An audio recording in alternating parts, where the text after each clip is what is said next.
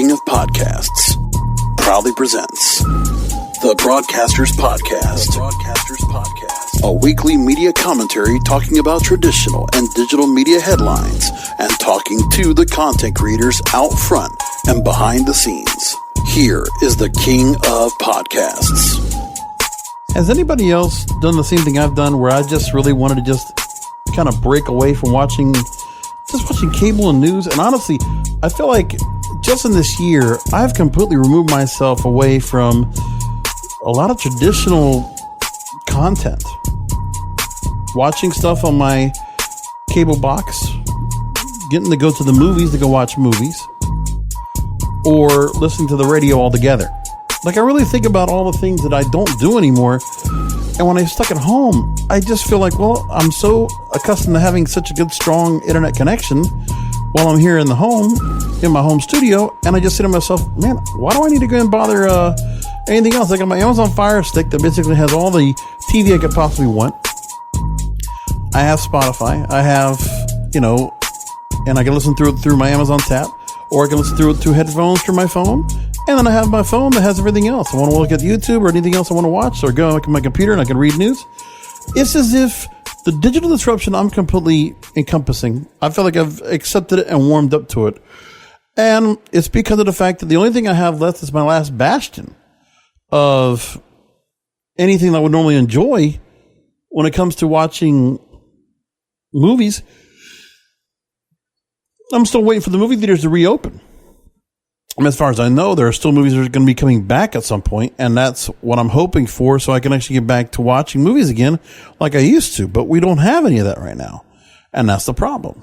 So I'm waiting for the movies to come back so I can get back into it again. But again, there's not that many movies to go watch because they're mostly all taken away. And then you see yourself, okay, well then we're waiting for releases, all that kind of stuff, and that's what we are. And I don't know what movies are going to be left coming up. I mean, if there's anything, I guess it comes up probably more towards Christmas, which is the next thing. I guess that's the chance we still have to see movies coming back. But at the moment, we're not. Like, we have to wait. I mean, we have 3 movies that are going to be wide release at Christmas time, but then there are no other wide release movies right now. I mean, there is one coming up December 4th, but otherwise, everything else is just nothing. We're just waiting. I see there's a movie coming out that's supposed to be coming out this weekend that is wide release, but again, very little bit, not much to do, and that's where we are. It really sucks, but that's what we're stuck with right now, and I don't know what to think, but it's been, I feel like I'm in a pod right now, and that's just where I look at certain things. But anyway, while I'm also watching all the stuff and learning about news and other things, the communication about all that I do when it comes to the Broadcasters Podcast, which is episode 148 today, and all the things that I look at online, the interaction, the village, the virtual village that we have is social media, which has been getting a lot of fire because we've talked about censorship here on the program. See, I was going to get myself back to where we needed to talk about. And there's a lot of that going on, and people need to ask themselves, are they really concerned about, do we feel like there is a free speech that is still being allowed in some cases? Because we're starting to see people that are getting censored or suppressed or suspended. And for why? Regardless of why you think they should or should not. It's happening whichever side of the aisle that you're on. Again, this is an apolitical show. I have to keep saying that because I do not want to put any kind of a bias of mine or anybody else's into this show. Again, that doesn't mean I don't have guests that have their own bias and I let them go ahead and say what they want to say because it's their opinion. I'm not here to go ahead and dispute. Let's put it like this. My interview over the last 3 weeks with Muinza Kasire. We might not have been on the same side of the argument when it came to certain issues, but that is okay because we did have very good, worthwhile dialogue and discourse. I thought it was really great what we talked about. All the areas we talked about when it came to diversity, equity, and inclusion. I thought it was really important. So I like all that right there. Now, I have another feature interview to go and bring to you tonight. I will start part 1 of my interview with Lauren Conlin. She's an entertainment reporter, and she hosts the Red Carpet Rendezvous podcast, which you can find at onthecarpet.com. It's not a long interview I had with her, just a little under 40 minutes total, but I don't want to take up, I had too much to talk about here on the show tonight. So I'm going to again have it in 2 parts. So I'll run a portion of it tonight on the program at the end of this program, and I'll have part 2 next week. So again, social media regulation is what we're going to talk about here. And I want to again offer both sides of the debate, and I want to talk about a couple of things where some of the comments that are being said about it, I think there's a lot being written about it and we should talk about. And one of the stories that really caught my eye was BBC writing about it. So let's talk about what they said. Chris Fox is the technology reporter at BBC, and he wrote, "Social media, how might it be regulated?" And if you didn't know, it's not just the United States that is considering a regulation of social media. There's a consideration around the world in several countries. We're going to talk about that real quick. So there's a new report that has put forward a tranche of ideas that its authors say could end the informational chaos that poses a vital threat to democracies. One of the suggestions is that social networks be required to release details of their algorithms and core functions to trusted researchers in order for the technology to be vetted. It also suggests adding friction to online sharing to prevent the rampant spread of disinformation. This report was published by the Forum for Information and Democracy, established to make non-binding recommendations to 38 countries, including Australia, Canada, France, Germany, India, South Korea, and the UK. Wide range. The report and the recommendations that are made are the creation of a, quote, statutory building code, end quote, which describes mandatory safety and quality requirements for digital platforms. Again, it's a terms of service. A Bill of Rights, I think, is what we've heard this as said before. It's the same idea. And the idea would be that social networks would be required to weigh up all the potential harms that could be caused by their design and engineering decisions. Some of the recommendations they have are suggestions here. Implementing circuit breakers so that newly viral content is temporarily stopped from spreading while it is fact-checked, forcing social networks to disclose in newsfeed why content has been recommended to a user, limiting the use of micro-targeting advertising messages, making it illegal to exclude people from content on the basis of race or religion, such as hiding a spare room advert from people of color, banning the use of so-called dark patterns or user interfaces designed to confuse or frustrate the user, making it hard to delete your account. And there were proposals that Facebook, Twitter, and YouTube have already started to do themselves, labeling the accounts of state-controlled news organizations and limiting how many times messages can be forwarded to large groups, as Facebook does on WhatsApp. I'm not going to go into more of that, but this is what they're talking about. This is the idea. But again, there are a lot of things we talk about when it comes to the United States, when it comes to what could be done.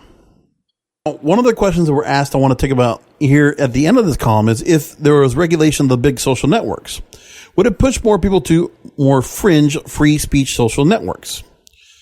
And one of the points made is if you have a platform that has the unique selling point of we will allow you to promote hate speech or we will allow you to deceive and manipulate people, I do not think that business model should be allowed in its current form. Platforms that monetize user engagement have a duty to the users to make it at least a minimum effort to prevent clearly identified harms. I think it's ridiculous that there's more safety consideration for creating a toaster in someone's kitchen than for platforms that have had such a manifest impact on our public health response and democratic institutions. So they're saying, again, they're saying they might be, the question was asked if it was fringe free speech networks, but they're basically saying it will be the point of promoting hate speech. Well, there should be no hate speech of any kind. But again, just to go ahead and assume that the fringe social networks are going to be completely hate speech, I mean, it's pretty quick to go ahead and put that determination and stereotype right away another social network that might not be one of the big social networks. I mean, the whole point is that we have competition. And I don't think, decrying another possible competitor and trying to keep it down So in order for the bigger social network to continue to have its prominence and its dominance, I don't think that's good either. That's where I come from with that. Now, one other thing that talked about was the way perfect images on Instagram can affect mental health and body image. That's an interesting question. And what's said here is a product of a platform that is making recommendations to you. These algorithms work by picking up what you engage with, and then they show you more and more of that. In the report, we talk about a cooling off period. You can require algorithms to have a trigger that results in a cooling off period for a certain type of content. If it has just spent the past week showing you a bodybuilding ads, it can then hold off for the next 2 weeks. If you want to promote bodybuilding, you can. But from the user's perspective, they should not be constantly bombarded with a singular theme. If you have targeted ads, there's a lot of places where Google will have their own ads, and then you'll see places where you can actually go and stop the ads from being promoted. That's what YouTube has with the pre-rolls. That's what you see also with Google and other places where you see stories that you don't really want to look at. If you want to determine you don't want to see it, Google always gives you that option in a lot of different ways, which is a good thing. I think in Twitter, in some cases, they also do the same thing, or you can mute or block. I think those options are nice to have, regardless of how you feel about it. So then there's an opinion. And I'll tell you, I must admit, I do like when Newsweek will take time to go ahead and put out opinions on certain stories. One they did a little while ago, a few weeks ago before the election, was the discussion of Section 230. And I think this is the important subject to talk about. So we're going to take from two different perspectives that were brought up by Matthew Feeney, director of the Cato Institute Project on Emerging Technologies, in favor of leaving Section 230 alone. And then Will Chamberlain, he's a senior counsel for the Internet Accountability Project. Now, let's take Matthew Feeney's approach first, and then we'll go to Will Chamberlain.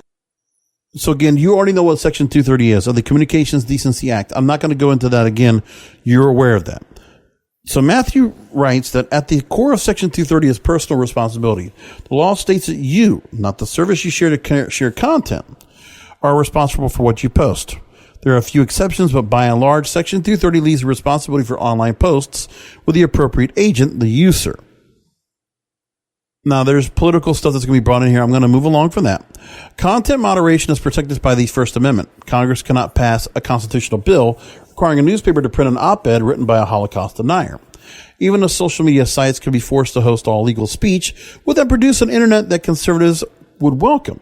Hardly. Beheading videos, spam, pornography, videos of murders, and other atrocities are all protected by the First Amendment. Anyone interested in such content can easily find it online. Facebook, Twitter, YouTube, and many, many other services have taken the understandable decision to restrict such legal content. If Section 230's liability protections are made contingent on a viewpoint-neutral content moderation policy, users can expect an internet that resembles 8chan and Pornhub. Now let's go to the other side of the opinion here from Will Chamberlain and what he says about reforming Section 230. He starts off saying that some slopes are really slippery. So here's what he says after he mentions a couple of pieces of evidence, he says, of what's going on with social media and Section 230. He says this: something is wrong, and it looks like there's finally momentum to use legislation to bring these arrogant tech behemoths to heel, perhaps signaling the beginning of the end for this corporate-controlled democracy. The Senate Judiciary Committee just voted to subpoena Jack Dorsey, Mark Zuckerberg, and Sundar Pichai of Google to explain their company's electoral interference. Section 230 works only to the extent that it gives tech platforms carte blanche to run their platforms unconstrained by tort law. In the early days of the internet, that was defensible, to create a space for innovation, experimentation, and even protection. But now social media isn't a mature market, and Section 230's liability shield now does more to foster censorship than anything else. The shield acts as a sword, giving tech giants the power to censor certain speakers using arbitrarily applied and unexplained community standards. It is time for Congress to pass legislation that reforms Section 230 and protects Americans' rights to speak freely online without fear of exclusion or from public discourse. Now, this is one of the things that's got to be said here. There's a proposal by the Department of Justice, revising this to narrow the range of removable content. Removing platforms would no longer be having total discretion to remove merely objectionable content. Second, it would require platforms to have an objectively reasonable belief that the content is removable. Third, the revisions define what good faith means in the context of content moderation.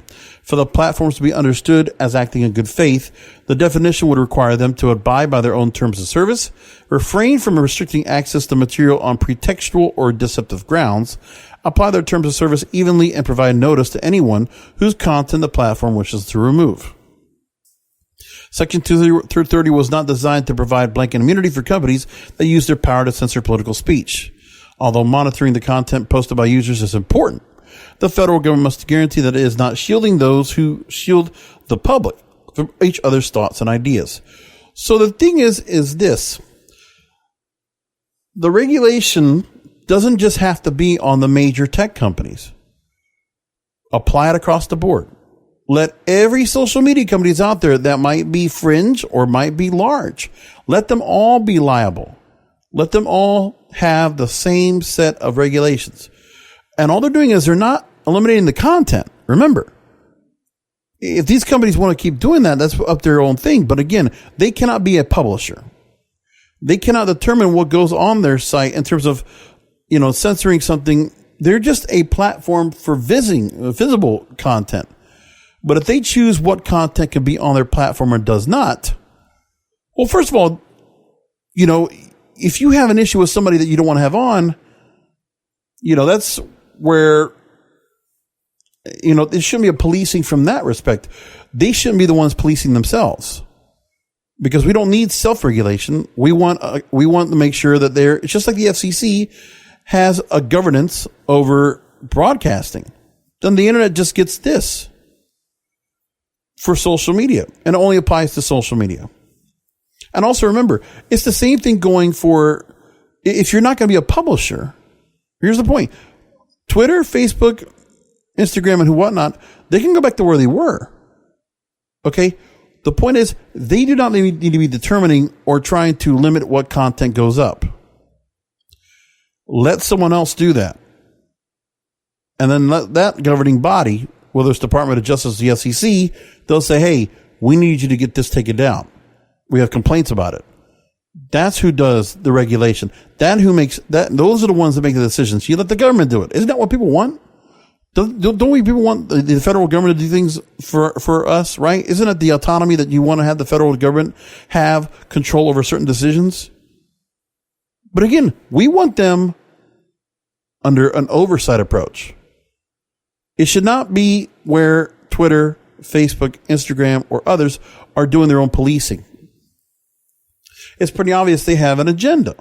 Well, listen, they're putting money into citizen journalism, into other things when it comes to the media. But are they using it for their own purposes to make extra money or also to gain power? The thing is that this is a village. And, you have a police system. You have a law enforcement that handles the policing. Right? It's just the idea that you want to have law and order. You want to have it where it's not the people in the company that get to say who could do what or not. No, it's the people that police all of social media. There should be one set of rules that everybody follows. Just like we have the police, right? We have cops. There's one set of rules we follow, and that's all we follow. Period. Pretty simple. It shouldn't be that hard, but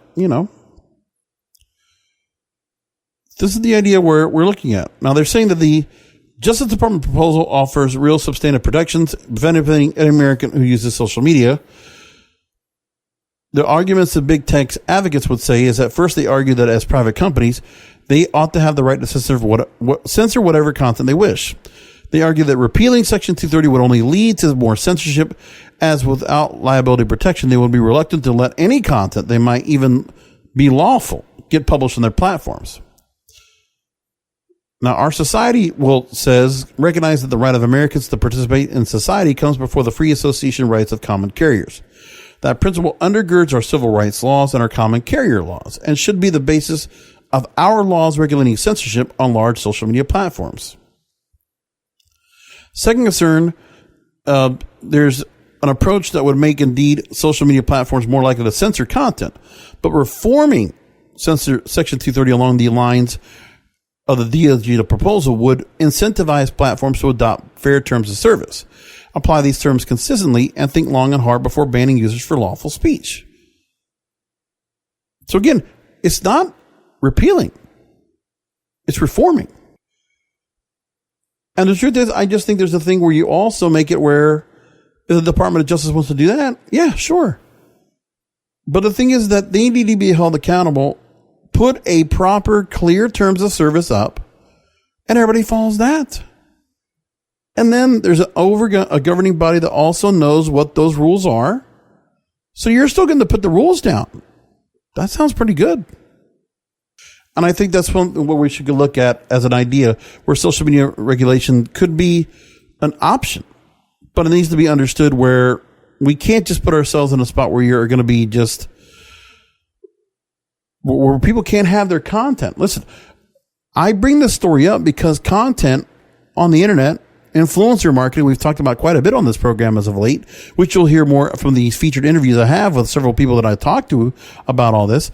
Keep in mind that we have a lot of things going on with ourselves when it comes to it. And you got to say to yourself, there's a lot happening here. Like, you want to be able to have your content without censorship. You want to be able to know what you're allowed to do and what you're not allowed to do. So there should be some kind of parameters to work off of, a foundation, a framework. And this is important for those that are working on the internet right now. If they want to promote content through social media, because of course it's the place that people want to go to advertise as well or promote a product or service without having to put out paid advertising, or they're using paid advertising within because it's effective. And so why not have something like that? I think it's very important. Now, with that said, we're looking at the consumer behaviors.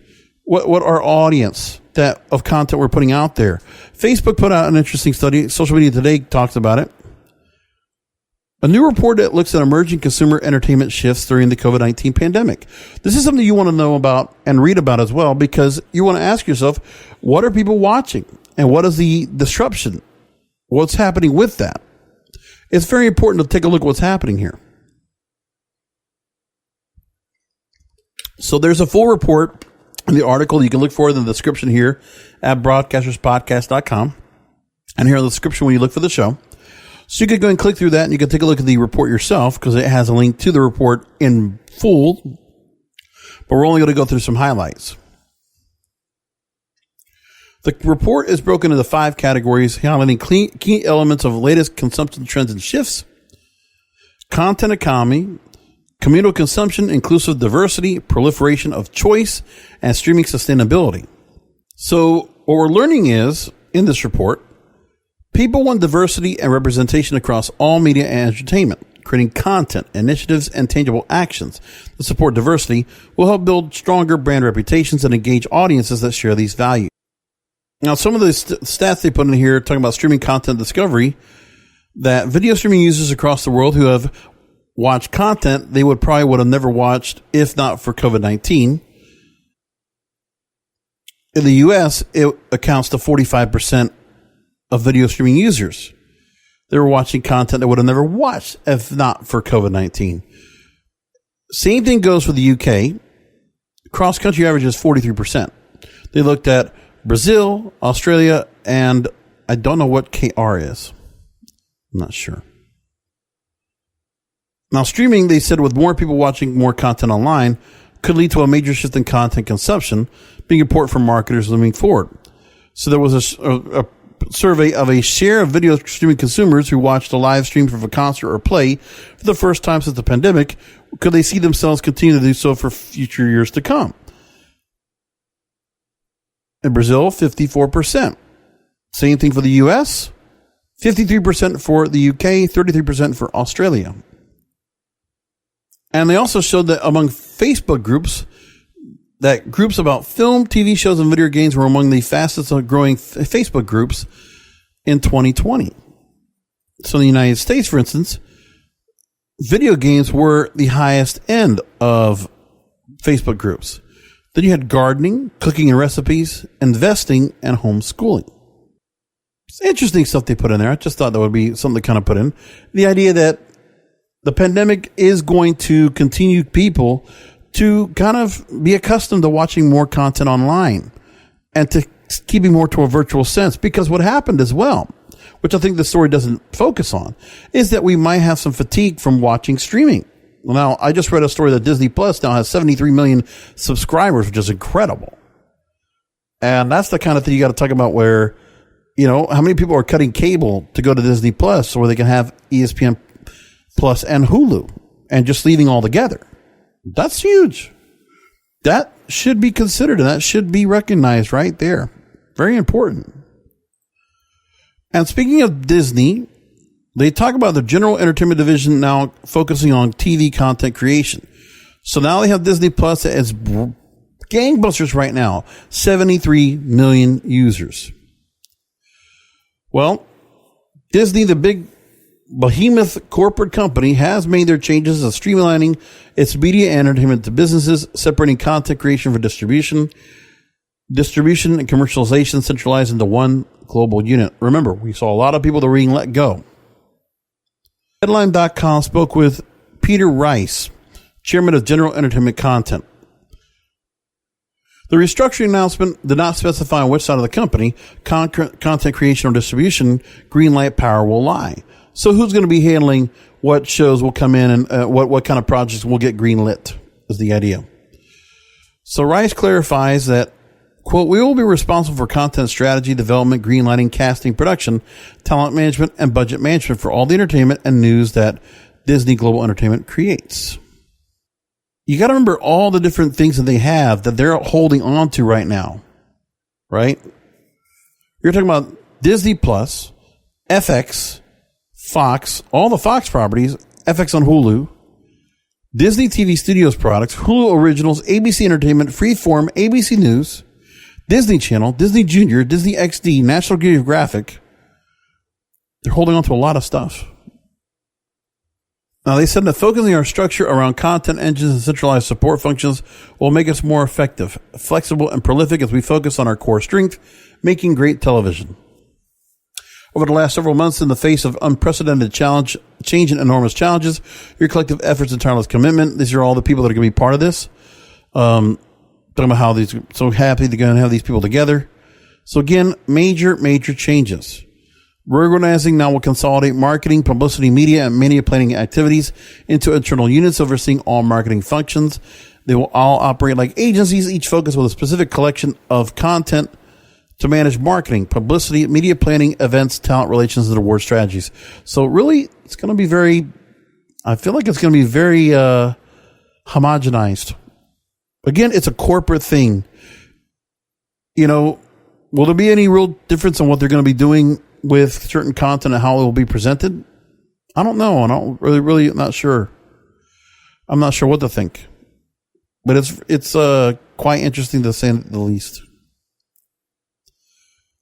Story from Forbes, I wanted to bring this up as well. And this is where I go ahead and say that we're almost time to go into my interview with Lauren Conlin of the Red Carpet Rendezvous podcast. Red Carpet Entertainment Reporter. We'll talk about her story in just a few moments. Mike Vorhaus at Forbes.com. With political advertising grinding to a halt, the media industry needs to support sports.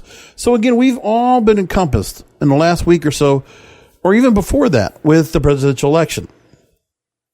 Now, the political ads are done. And he talks about how the media industry needs sports. Mike Vorhaus is CEO of Vorhaus Advisors. Now, he says that news has benefited greatly from the 2020 election. For now, with the end of the election, people think that political advertising will die down at least for a while. So now we need next bright light for traditional media. What's going to be the focus? He says sports content, particularly with the Olympics coming up later in 2021. Assuming no additional postponements, and media outlets from newspapers to websites and apps to television being excited about ad and sponsorship dollars. They mentioned some stuff about women's sports becoming much more popular. Then there's also esports, competitions of young men, and also minority women following esports. and that women bringing a totally different perspective of sports, and this team will open up esports to a much larger, more diverse audience while creating new revenue streams and again, attracting even more women to get in the game. For me, I'm wondering about how sports really plays into things, because sports is going to get themselves back to a certain point where we're going to start seeing our content kind of normalize, especially with sports. But what we've been learning right now with programming because of the pandemic, you're starting to see certain programs that are obviously putting up programming that is really feeling like it's kind of, they want you to kind of feel like you're still in the COVID lockdown for whatever reason. And it's starting to get people a little bit wondering how people are feeling about it. So there's a story that Rolling Stone put out about it, on how they dealt with COVID. Well, here's what they're doing. They're incorporating the pandemic into their stories with mixed results. And this is something that I always figured they were going to try to do. But again, I don't think anybody wants to hamper on this. Like, what kind of value is some of this programming going to have after the fact? You have to ask yourself the question. Do you think there will be anything that will be worthwhile following along after this? Because we've been hearing about this, and I heard about it early on about NCIS coming back and putting programming out there and really going that route. And I'm saying to myself, oh, this is not good. So anyway, here's what Rolling Stone says. They had The Good Doctor, which actually was one of the top rated shows on ABC. Remember when it was getting 10 million viewers at the initial start of the series. So they had an episode that honored the heroes, doctors, nurses, and frontline workers, many of whom have given their lives. Do your part, wear a mask. So again, the request for viewers to wear a mask might seem like the more important aspect of the message, but the made-up story about a real battle still being fought is the part that all television is wrestling with at the moment. To COVID or not to COVID? The question that started playing out across the broadcast network, scripted comedies and dramas over the last week and a half. The first TV episode since Hollywood production was allowed to resume, they've opted to bring their fictional universe close to ours by having their characters in a world hobbled by this pandemic. So shows like This Is Us, Superstore, The Conners, and Blackish have opted to COVID have varied. I think this was a horrible idea. I mean, do people think that all the commercials they see and all the things they see with Zoom videos and all, or even just some projects they've done so far where people were working very limited, do people want to really watch that? Because here's the thing. Are the ratings doing any better for these kind of shows? Well, let me tell you what's going on of the shows that we have that are doing well. In network television, you have football and the World Series for the week of October 26th. This is the latest one I found from Nielsen.com, where they show that 6 of the top 10 rated programs are sports. 60 Minutes on CBS was 6th. 2 hours of The Voice runs 7th and 8th. And then the show This Is Us, which wasn't new yet, which is just running normal programming, was 9th. And those lower ended shows, 7 million viewers. So again, one scripted show, comedy or drama or whatnot, 7 million viewers.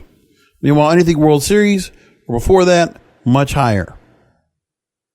That's quite interesting. In cable television, it's either news or sports programming. Nothing scripted, not even reality shows. For some reason, these producers, showrunners, the network heads decided to go on and say, let's go ahead and do stories regarding pandemic, when we've already been living this for 8 months. So we want to be reminded of it? That's kind of out of touch. I think people want to be escaping. Where's the escapism of the programming that we have? Why are we getting, a return back to that? When we've dealt with other issues, it never came out like so much, right? They were mentioned about 9/11. It said that some shows acknowledged it in small ways, like you'd see in Tony's rearview mirror in The Sopranos. You would no longer see the World Trade Center Twin Towers. NYPD Blue did a few stories about crimes tied to things that happened in the city that horrible day. Others ignored it altogether, even if they were set in New York. It would take 3 years for an American show the FX firefighting drama Rescue Me to make the tragedy of that day and its aftermath into explicit primary subject matter. Now, they talk about that the pandemic is a calamity that dwarfs 9/11 in so many ways. It's everywhere here in the States. It's been here for nearly a year and counting. It's the defining, unavoidable fact of all our lives right now, and will continue to be for quite some time. Leaves one of two options for any show set in the present that is making new episodes anytime soon. Ignore the pandemic altogether or make it part of the story. Now, they say each approach has its pros and cons. Ignoring the pandemic provides some blessed escapism at a time when we could all use some, but it also feels untenable for any show that tries to grapple with current events and the way we live now. Working the pandemic into fictional storylines, meanwhile, continues each show's license for relevance, but carries with it many attendant risks. Get the tone wrong, and you just trivialize the virus. And even if you get it right, the pandemic details could easily render every other aspect of your show trivial in comparison. Why they don't want to go ahead and do it, I don't know. We saw what the shows did when they had nothing else to run because they had no new content to work off of. Having, reunion specials and all these different Zoom calls that just look stupid. So now some of the network started debuting some of the series that have been able to film under new and expensive coronavirus safety precautions. Pretty much all the contemporary shows to premiere so far have attempted to weave the pandemic and some of the other nightmares of 2020 into their fictional universes. So they go through the stories where This Is Us did something like that. Then The Connors and Blackish and Superstore and all these other shows that are prominent on television. Well, the question is, are they doing any good as a result of this? I can take a look at those numbers right now and tell you if they're doing any well. So, for instance, on Wednesday night, when you have new episodes of Masked Singer, Amazing Race, Chicago Med, Chicago PD, and others, Amazing Race was tops in terms of reality programming. CMA Awards led the night, 7 million viewers. Chicago Med, Fire, Chicago PD, all 6.4 to 7.8 million. That stayed well for them. Looking at Tuesday nights, you have shows like FBI or NCIS. And they're running reruns and are not doing too bad. 4 million viewers. The Bachelorette reality show, 4 to 5 million viewers. The Voice getting a large audience. This Is Us, 6.6 million viewers. Again, that's a show that really stands out. Okay, that works for them. Looking on a Monday night, The Good Doctor, 5.1 million. Among other shows that we have that are not running out yet, there are just a lot of reruns that I have right now. Dancing with the Stars is new and pulling 6 million viewers. But again, those numbers are so anemic to what they used to be. It's pretty bad when you think about it. It's not that people don't know where these channels are. Like, for instance, if you're looking at, say, like for the NFL coverage, NFL on Fox, they had games at 1 and 4 o'clock, 15 million and 5 million respectively. Sunday Night Football on NBC, 16 million. There were premieres for NCIS, New Orleans, and Los Angeles, 6.3 and 4.6 respectively. But again, NFL, CBS, you had 2 games on, 10 million and 22 million respectively. A lot. Tells you a lot about what's going on there. Sports, as we talked about that one story just previously, that was what people wanted to watch. But are people really getting into what they're watching on the other shows? You just got to keep an eye on, see what the ratings look like once they start running through these episodes and see what happens. So Rolling Stone concludes their story in saying great comedy and drama can be built out of facing what's happening in the world right now, no matter how sad, no matter how scary. But some wounds are so big and cut so deep that we need the time to see and address them properly. We're still in this pandemic. Escapism can be very welcome at a difficult time, but so can fiction that reflects on our own lives. The degree of difficulty in this case feels incredibly high. Then why bother? Keep us in escapism. When we get our movies back, do we want to talk about pandemic? We can see some documentaries and things about that maybe down the line. Right now, we don't want to think about this. I don't. That's why Netflix, and that's why people are watching Mandalorian right now, season 2, at 73 million people at Disney Plus. I don't think they're running any pandemic content. Just saying. Okay, we're going to leave it there. Time now, because I have enough time right now to go and conclude, make this about an hour long, and get to my interview right now with entertainment reporter and the host of the Red Carpet Rendezvous podcast. Again, the website is onthecarpet.com. Lauren Conlin joins me right now here on the Broadcasters Podcast. My next guest is a New York City-based entertainment contributor and the host of the Red Carpet Rendezvous, a weekly podcast for all things entertainment, film, television, and Broadway. And there's so much we're going to go ahead and talk to my next guest about. She's also an entertainment reporter and also does a lot of work in marketing. We're going to talk with, right now, Lauren Conlin. Lauren, thanks for joining us on the Broadcasters Podcast. Thanks for having me. So I mentioned the entertainment podcast happens every week, Red Carpet Rendezvous. It's where you chat with celebrities about upcoming films, television, and Broadway shows. There's so much of that happening right now, and I am sarcastic because we are in the middle of the pandemic. I know. We're on the way out of it, but there's a lot going on. Yeah, there. it's actually, yes. Yes, and it's interesting because there's a little bit more happening than everybody thinks. Mainly because there was a lot of stuff in production before, and they had to edit it, package it, and and push it out. So I am still covering movies, still covering television shows. And again, you'd be surprised at how many are filming right now. My last episode was with Christina Moses, who is an actress on the show A Million Little Things on ABC. And so that's currently filming in Vancouver. And I was actually just shocked to hear that they get tested 3 to 4 times a week for COVID, like the invasive up the nose test. It's kind of crazy. The fact that some of those studios it's going to take. Oh, I'm sorry. Go ahead. I'm sorry. Oh, yeah, no, it's fine. She actually mentioned that, they film in Vancouver, and last season 2 of A Million Little Things took about 6 months to film. And now with all the precautions that they have to take, things are taking a little bit longer. So they're going to be in Vancouver for about 9 months because of COVID. And I can imagine there's a lot of production still being done in areas where there's openings already coming out. I know that in England, the UK, the BBC actually put everybody under quarantine for sets at a long period of time so they can continue to have testing and keep everything very safe. And there was a lot of parameters being put in by the Hollywood studios and by the labor unions to make sure everybody can get back to work. And I think that was all finally approved and accounted for. So we're starting to see that back.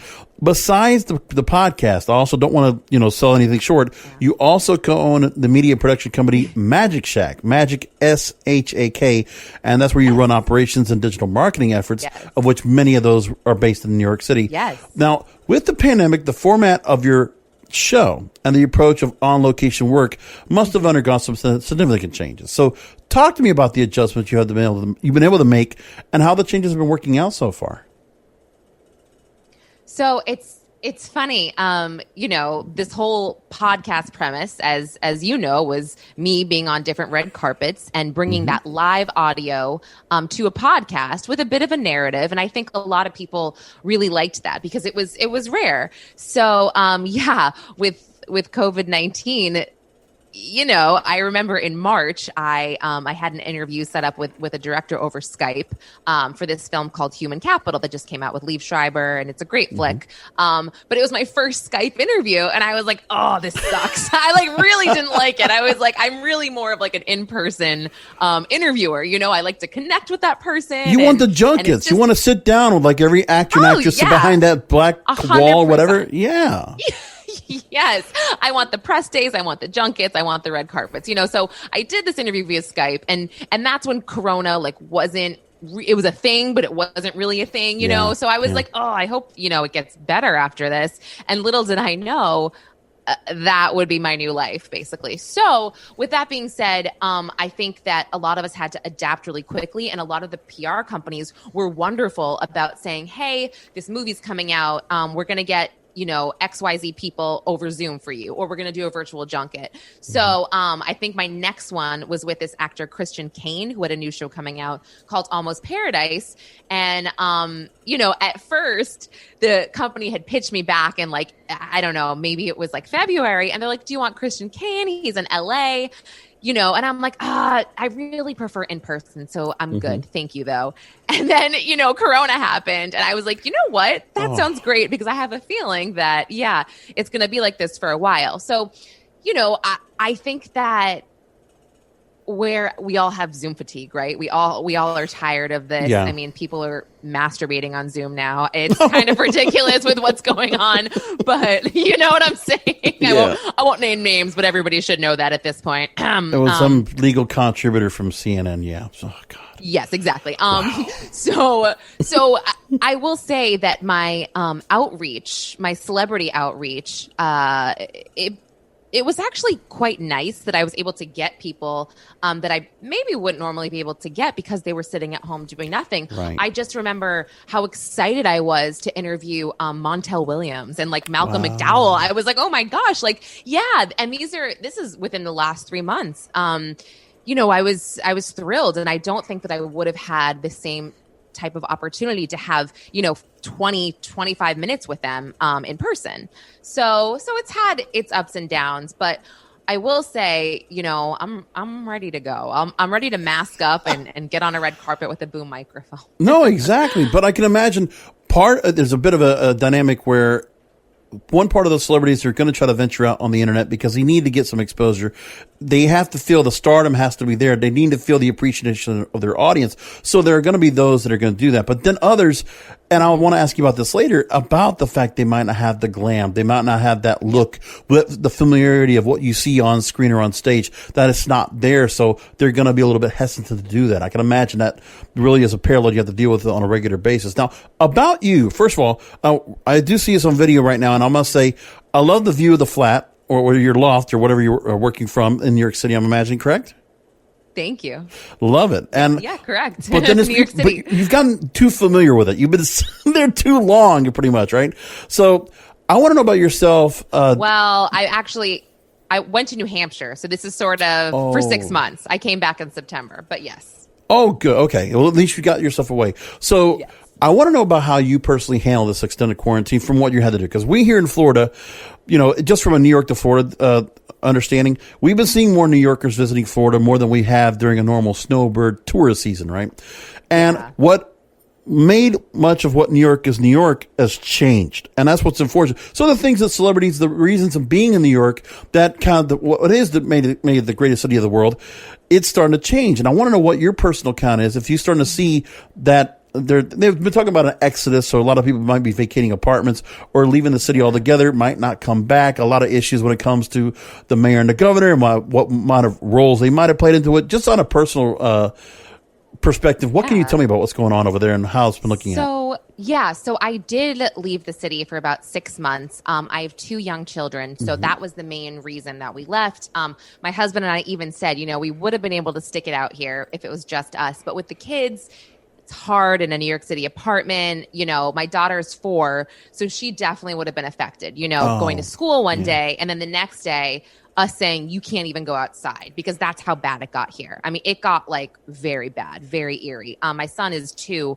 so he didn't really understand, but the best thing that we did was take them to New Hampshire and give them a sense of normalcy. Now that being said, New Hampshire is my hometown. I love it dearly, but I cannot live there right now. So I was thrilled to come back despite everything I heard about the city. I was so excited. I got back here and it's still New York, right? It's very frustrating that de Blasio and Cuomo can't seem to get along. Them bickering like children, it's sort of frustrating to New Yorkers because you're like, guys, there's a lot at stake here with the city. Please just get along so we can get through this together. Right. But I will say, there's a lot of garbage on the street. Sure. There's a lot of dog shit on the street. I don't understand why all of a sudden people can't clean up their dog shit. But it's still the city and it's still magical. I took my daughter to the Met the other day. Tons of people on the steps. It's a beautiful day. The streets are filled with people dining and having drinks. And I actually think I was telling my husband, one of the best things that came out of COVID now is if you order from a restaurant, you can order their like specialty cocktails. So last night I had like a bottle of this like spicy margarita that, I mean, and they're decently priced too, because they'll be like, it's $40 and it's like an equivalent of like 6 cocktails. I'm like, done, So obviously I'm I'm not really a bartender. So that's actually been really cool. But I will say the city, where it's still lacking a lot of things, obviously there's some big things like Broadway, and the opera and the ballet, but it's like the Met is open. There's still things you can do. So I would encourage people if they have the means to stay in the city. And I do understand that some people had no choice, right? Like their jobs were here and now they're going to be out of work for a long time. So they had no choice but to leave. So there's a whole lot I want to get into right now. I'm going to get into that kind of detail by detail with you. So first off, you mentioned Broadway. Yeah. So let me lay out for our listeners what's been happening in New York City in terms of stage and screen and entertainment. At least what I'm hearing from the industry rags and from the local papers there. New York Times reported that Broadway, most recently, is scheduled to remain closed at least through next May 30th, 2021, which will make it at least 444 days after all 41 theaters went dark as part of the effort to slow the spread of the coronavirus. The Broadway League, most recently, the trade organization that represents producers and theater owners, announced it was suspending all ticket sales for that date. And New York State now has done some things, like you said, some things are starting to reopen. There are some reopening guidelines now for movie theaters, which Governor Cuomo is allowed to reopen, except for New York City and other handfuls of counties in the state for the first time since March. So again, no red carpets, virtual press tours are now the thing, junkets you have as well. Now, talk to me now about the widespread changes to your connection to showbiz and Broadway, and how well you are connected. How well connected are you? We know about what's going on with you and how you've handled quarantine, but how about those that you are able to connect with? How are they handling the aggressive city lockdown of the Big Apple? Well, so for example, I have 2 young kids, so, I have some help with them, and she is a fantastic nanny, a fantastic babysitter, but her one true love is acting, and she moved here to be on Broadway. And, unfortunately, she kind of had to stop with the classes and the auditioning. Yeah. And it's funny because she's a very bright and beautiful girl. So she found something else to do, like teaching kids music classes. Because there's a lot of classes right now in the park, and there's a lot of things, I should say there's very few things that performers can kind of do, on the side right now that are in the wheelhouse of acting and singing. I will say that a lot of performers I know are getting their real estate license or doing something else to try to make money in the meantime, because again, the Broadway League has said that, Broadway's going to reopen in summer 2020, but we don't actually know. I mean, it was supposed to open Labor Day. It was supposed to open in June. So we're not sure. And I think that nobody really understands the severity of this, and the amount of people that are out of work. I mean, Cirque du Soleil went belly up. That was over 4,000 jobs right there. At the very beginning of the pandemic that, when it hit. And it's just interesting. It's not just performers. It's like you said, it's technicians, it's musicians. It's crazy. It's so hard to think that somebody just graduated from Juilliard, right? Like the school that grooms you to be like the most amazing performer that you can be. And here you are kind of sitting there twiddling your thumbs. So it's heartbreaking. Yeah, it's not like you can't it's not like jobs to go after, there's places to audition. There's just nothing to go work on. And that's what's unfortunate here. And I feel my heart goes out to everybody out there. So let's go into more into Broadway about what's going on. And as you mentioned, when our show's coming back and what's been happening. Because obviously, the Broadway makers, the people that are creating the stage shows, they are shuffling around. So more from Broadway for the New York Times. A leaked statement suggested that producers imagine a staggered reopening rather than all theaters opening at once. Quote, dates for each returning a new Broadway show will be announced as individual productions determine the performance schedules for their respective shows. And then St. Martin said the reopening dates will be determined by producers working with theater owners. So soon after the statement was released, everybody started panicking a bit.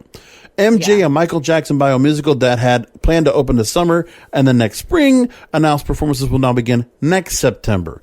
The revival of The Music Man, starring Hugh Jackman and Sutton Foster, was scheduled for October. Then May 20th, 2021, will now begin performances on December 20th of next year. and open February 10th, 2022. Yeah. And then farther along, several other shows scheduling reopening nights for next spring. Now got to go back to the drawing board. That's the new play of the Minutes, Revivals of American Buffalo, and Take Me Out. So again, no clear path to reopening. Shutdown costing a lot of money. Backstage workers, performers, producers, the city itself, a lot of lost tax revenue. So again, even with that, you'd think the governor mayor will say, we need this money coming back in. When do you, I mean, if you're looking at it right now, as a reporter and looking to go ahead and cover Broadway, or knowing those that are trying to get back to work again on Broadway, when do you see it actually coming back to yourself? What would be a prediction, the timetable you see? And do you think a lot of those involved on and off stage can continue to wait? Or are they going to just possibly forego presenting on Broadway, and maybe Broadway goes somewhere else? Maybe off-Broadway becomes more of a thing. Yeah, I mean, again, it's really hard to tell, I think, at this point, only because they have postponed it so much. And Broadway is one of those things where, specifically, right, that I think it's something like 65% of ticket sales on Broadway are from tourists. Mm-hmm. Now, nobody's coming to New York City as a tourist anytime soon. I think after 9/11, it took about 4 years for New York City tourism to get back to where it was. Oh. So I would not be surprised if it took another 4 years for Broadway and ticket sales to get back to where it was. And I guess the median age for Broadway theater goers is something like 60, which, you know, that's been said that if you're 60 years old, the coronavirus could affect you more so than if you're younger. Yep. And theaters, again, I mean, theaters, they're very old, right? A lot of these theaters are super old, and they're smaller than everybody thinks. They're, the bathrooms are small. And I don't know what the last show you saw was, but I know that I am like squish in a theater, especially in the winter. If you have like your winter coat and you're sitting on it, you were like right on top of people. So there was really no way to socially distance in a Broadway theater. So it's kind of like you can't have a show be viable if you have to socially distance. You can't have a show at 50% capacity. So my thinking on this is that while they say summer 2020, I think they have to wait until there is a vaccine and the vaccine is proven effective. Yeah. So I know there's a lot of things going on and Trump saying, I've tried the vaccine, blah, blah, blah. I really don't, I don't know. So it's really scary to think about. And I don't know how long these performers can hold out. It's crazy to think that, again, there's one girl from my hometown. She's always in a Broadway show. She's a dancer. She's been in like literally 10 shows. I just saw on Facebook that she, again, got the real estate license because that's what she's going to do the next year. Which, if that's another passion that you have, that's wonderful. Or if you just have to make a living. I just think that some stages are going to go somewhere else. I think outdoor stages become more of a thing again. If you're going to still do it in New York City for right now. We're coming back next week with my second part of my interview with Lauren Conlin here on the Broadcasters Podcast. Come back for that. Until then, remember, content is king, and the control of your content is in your hands. Thank you for listening to the Broadcasters Podcast, presented by BroadcastersPodcast.com and KingofPodcasts.com. The Broadcasters Podcast is brought to you by KingofPodcasts.com/Amazon. If Amazon is good enough for the King of Podcasts, it most certainly is good for you. KingofPodcasts.com/Amazon. And don't forget to check out the King of Podcasts wrestling program. The Wrestling is Real podcast, exclusively at KingofPodcasts.com.